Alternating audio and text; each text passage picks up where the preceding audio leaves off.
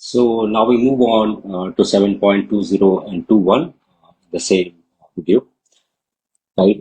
So the question says the steam at 100 degrees Celsius is mixed with 200 gram of ice at 0 degree to produce water at 50 degrees Celsius, right? So what is the mass of steam required? Okay, so my final temperature is 50 degrees Celsius, which means the steam, which is going to start at 100 degrees Celsius, is going to lose temperature or going to provide the energy required for this process, right? So the energy lost by the steam will be finally used, right, by the ice to first melt, because ice is at 0 degrees Celsius, right? So first to melt the ice, and then to increase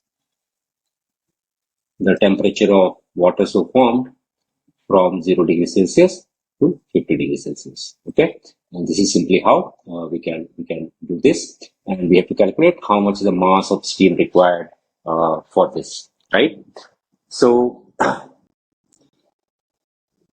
much is the energy lost by the steam? This will also has two parts, right? The first, the the steam is going to convert it to water.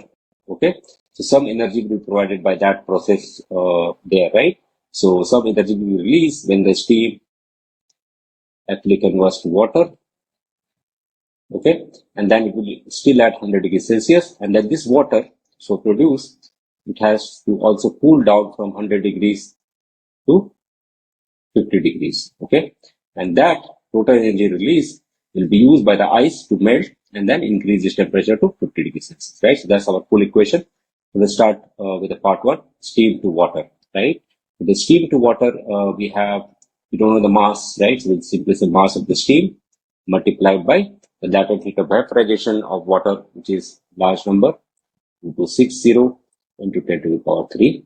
Now it is converted to water. Now that water, again, it has a mass m, and then 4200 has to decrease its temperature from 100 to 50, right? So this is the change 50, and this much energy will be released in this process, and that will be consumed on the right hand side in the first melting the ice. So the ice is 200 grams, so 0.2 into the latent heat of fusion of the ice, which is again a large number, 334 into 10 to the power 3, and then that ice which melts will increase its temperature from 0 to 50, and now the melted ice is water.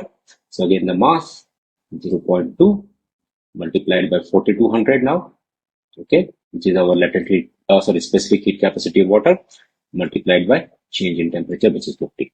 So as you can see, now we can simply solve this problem, because it's a simple algebraic manipulation we have to do using calculator, and find the mass of the steam required is going to be 44 grams. Okay, so this was a pretty straightforward, actually easier question compared to 1.9. So now let's go to 2.1. Okay, so it says two bodies of same mass and initial temperature. So the mass of the bodies are same, okay, and the initial temperature is also same, are dropped into an identical container filled with water, right? So they're dropped into container filled with water, both of them separately. And then there's a graph which shows how the temperature is cooling down from 90 degrees to, for the first red one, to 50 degrees Celsius.